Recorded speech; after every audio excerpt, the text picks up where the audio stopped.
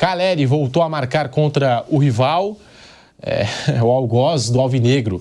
Chegou ao seu primeiro gol na temporada 2024 e o Corinthians é a vítima preferida da carreira do Jonathan Calleri. Nós temos os números: 12 jogos contra o Timão, 6 gols para o argentino, 1 assistência. Ele precisa, em média, de 129 minutos para participar de gol, 71% de pontaria no chute. De 24 finalizações, 17 certas, 17 no alvo. Os números de Jonathan Calleri. Pro segundo tempo, Carpini já fazendo a gestão de energia, trocou 3 jogadores. São Paulo consegue o segundo gol, ainda assim com o Luiz Gustavo. Luiz Gustavo também é uma novidade nesse começo de temporada, né? Porque 2 jogos, 2 gols, chegou quietinho, sem badalação, sem falar muito, jogador experiente, veterano. 2 jogos, 2 gols e está fazendo o trabalho dele. A avaliação do lado do São Paulo desse clássico, o Mauro César Pereira, o que você achou do jogo do São Paulo e como vai elevar, como esse resultado eleva a confiança desse São Paulo do Carpini para a Supercopa contra o Palmeiras? Como falei há pouco, acho que o São Paulo conseguiu já de cara ser bem dominante. O gol, acho que teve ali virtude do Wellington Rato pelo lançamento, mas também pelo Calleri, que aguentou o tranco ali na chegada dos marcadores, protegeu com o corpo, finalizou muito bem na saída do Cássio, né? Então o São Paulo tinha posse de bola, tinha um certo controle do jogo e conseguiu fazer essa jogada de bola longa com uma rápida transição da defesa para o ataque, colocando seu centroavante em condição de marcar. Depois mostrou também competência no jogo aéreo do gol do Luiz Gustavo. O São Paulo teve um jogo bom, acho que seguro, muito tranquilo, tirando momentos ali de uma certa estabilidade mais para o final. Acho que o São Paulo conseguiu vencer, se impor, quebrar o tabu sem grande desgaste e olhando claramente para o jogo do domingo contra o Palmeiras. Quando, se por acaso sair vencedor, terá sido uma semana muito, muito boa para o novo técnico, especialmente, né? Porque um técnico jovem como o Carpini quebra o tabu do Corinthians, no campo do Corinthians. Aí ganha, de repente, tudo bem que a Supercopa não é um título, mas é uma taça que está em jogo, é um confronto com 2 torcidas, que não acontece há muito tempo, vai acontecer em Belo Horizonte. Todo um cenário bem fora do padrão, né? E isso acho que dá uma certo tempero, uma valorizada nesse confronto. E se o São Paulo vencer, será um começo muito bom para ele. Ele ganha até uma certa casca aí para suportar eventuais pressões em momentos de instabilidade que podem acontecer, e vão acontecer, todo time passa por isso durante uma longa temporada. Então acho que tem isso, que eu acho que é muito importante nesse momento. Um técnico novo já conseguindo bons resultados. E mesmo que não ganhe no domingo, já deu uma sapatada no Corinthians, quebrou o tabu, menos mal. O ruim seria não vencer e domingo perder. E tem a chance aí no domingo. O Palmeiras também está começando a temporada, está numa fase também de alguns ajustes. São Paulo, habitualmente, embora tenha sofrido goleadas, né, como a última 5-0, vergonhosa, o São Paulo também já eliminou o Palmeiras 2 vezes seguidas em Copa do Brasil. Costuma ser dos times grandes aquele que tem feito embates mais difíceis para o Palmeiras, mesmo nessa fase, até certo ponto, hegemônica, né, do time alviverde. Então, acho que é uma semana que pode ser muito, muito boa para o São Paulo, para ele ter uma certa tranquilidade no decorrer da temporada. A única coisa do noticiário do São Paulo que tem assim, uma pequena rusga é quando falam do Rames. Que o Rames quer jogar, não quer jogar, joga, não joga, não sei o quê, bababá. É a única coisa que foi, até agora, uma contratação que não se justificou e que vai custar um dinheirinho aí bom para o São Paulo, que tudo indica. Fora isso, as coisas estão bem tranquilas, né?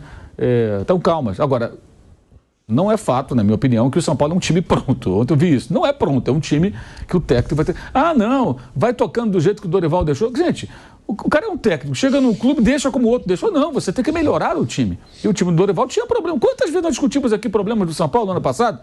Então, porque ganhou a Copa do Brasil, não ganhou a Copa do Brasil, mas a temporada de um clube como o São Paulo não se limita à Copa do Brasil. Tem outros torneios. Ele está na Libertadores esse ano. E óbvio que o São Paulo almeja chegar o mais longe possível, até disputar o título, é claro, não está ali para brincar. Aliás, falando em presidente, rapidamente, para antes que eu esqueça, ontem gostei muito da entrevista do Mário Bittencourt, presidente do Fluminense. Muito boa entrevista, especialmente o trecho que ele falou do gramado. Muito bom, do gramado artificial, porque ele é contra. Muito, muito, muito bom. O Mário mandou bem demais ontem. E assim, sem meias palavras, não sei, quem não acompanhou, acompanha, dê uma olhadinha, tem lá no YouTube lá do Fluminense, falando claramente por que ele é contra, dando todos os argumentos. As pessoas podem concordar, podem discordar, mas sem ficar em cima do muro, sabe? Que fica, não sei o que, é contra, a favor. Achei muito interessante, com argumentos muito bons, muito bons. Achei bem legal. Gosto também quando o dirigente chega e fala a real.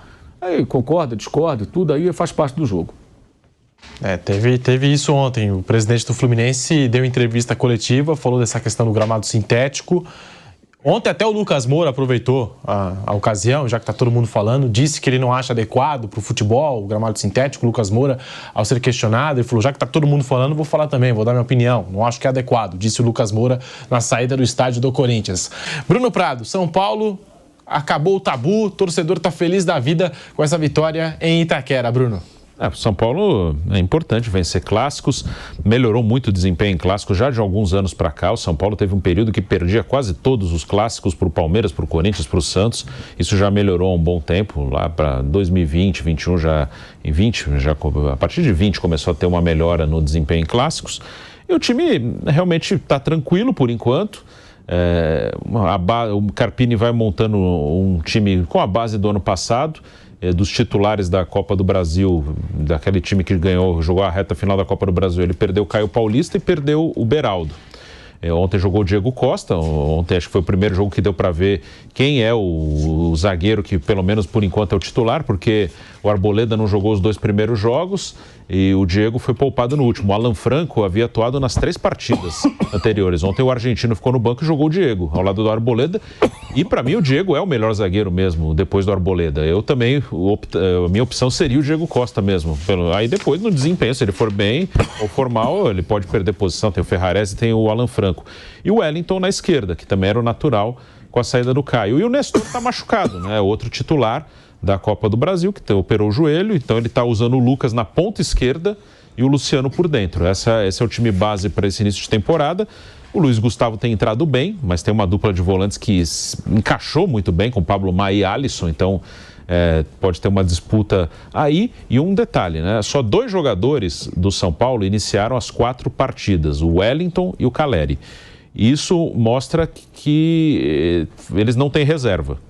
Isso é bem claro. O Wellington até na teoria tem o Patrick. Patrick é um jogador que passou por tudo que é seleção de base, mas sempre que jogou no profissional do São Paulo, ele foi mal. Ele ainda não parece à vontade. Ontem não estava nem no banco.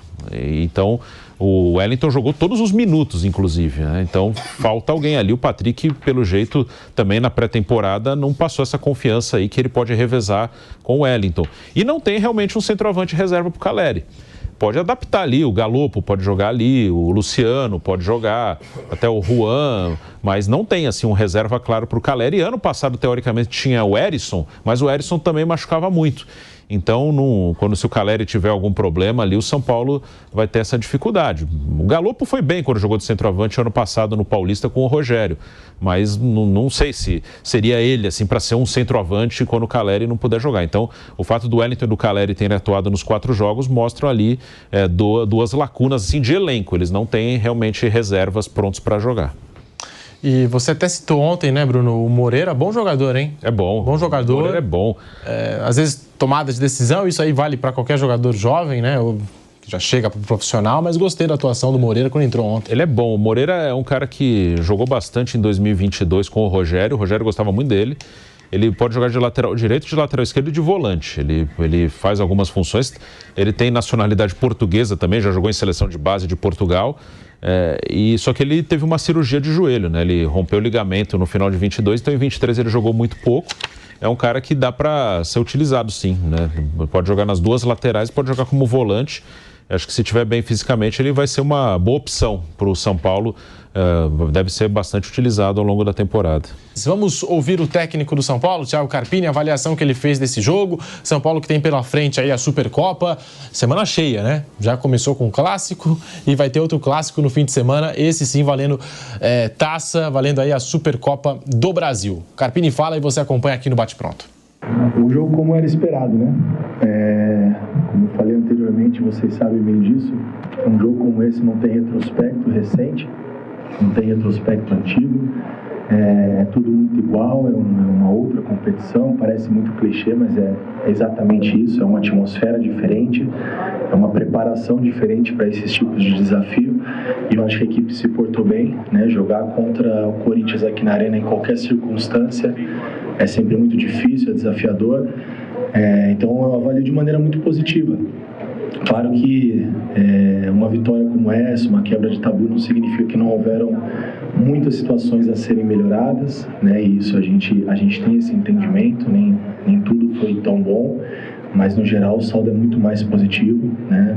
Por conta de tudo que foi apresentado coletivamente, individualmente, algumas mudanças aí, alguns atletas que vêm surgindo como lideranças, o caso do Luiz Gustavo, o próprio Ayrton Rato, que você falou, o líder de assistências, e não só por ser um cara decisivo, né? Por também ser muito comprometido nos comportamentos sem a bola. O jogo passado que não jogou, tivemos o Nicão, que também deu uma assistência, então a gente começa a ganhar ainda mais opções dentro do elenco mesmo, isso é de fundamental importância, então a gente fica muito feliz com o que nós conquistamos aqui hoje. Então nós temos aí até o final do dia para comemorar e curtir um pouquinho, que vale a pena. O torcedor queria muito essa quebra de tabu, assim como esse grupo queria muito a cobrança interna, ela existir, por mais que a gente tente amenizar, e foi o que eu fiz, vocês sabem bem disso. Existia assim, essa cobrança por nós mesmos, para dar uma resposta para o nosso torcedor. Então foi muito importante. Então a gente tem um períodozinho curto aí até o final do dia para a gente comemorar e virar a página. É só o início de uma semana decisiva, então a gente tem coisas a serem melhoradas, evoluídas e trabalhadas. Já para o final de semana a gente tem mais um grande jogo, uma decisão, um clássico. As 3 primeiras rodadas foram importantes para a gente chegar nesse jogo. E as 4 primeiras rodadas, uma quebra de tabu, isso tem um aspecto muito positivo. Claro que a hora que começa o jogo isso não vai influenciar em nada, mas chegar num momento bom, um momento onde o São Paulo navega aí mais tranquilamente no início da competição, sem dúvida ele é muito positivo. Eu preferia sempre que fosse assim, e como eu falei, que não seja demais, que essa calmaria também não nos atrapalhe, né? Calmaria no bom sentido. Então é importante sim, um jogo ele está atrelado ao outro, né? Então é uma construção de ideias, é uma evolução, uma continuidade, então não tem como dizer que o nosso momento para decisão não é um momento positivo, assim como é do adversário também, que vem vencendo tudo há tanto tempo. Aí a palavra do Thiago Carpini, acabou o tabu, majestosos em Itaquera. Agora já atualizando aqui, porque nós temos 19 jogos, 11 vitórias do Corinthians, 7 empates, 1 vitória do São Paulo, 33 gols do Corinthians e 17 do São Paulo. Aproveitamento do Corinthians aqui, né, nos clássicos de 74%, mas o São Paulo quebrou esse tabu depois aí de basicamente 18 jogos e a inauguração da Arena, 9 anos e meio aproximadamente, né, não chegou a completar 10 anos, mas quase 10 anos depois da inauguração, o São Paulo consegue acabar com o tabu.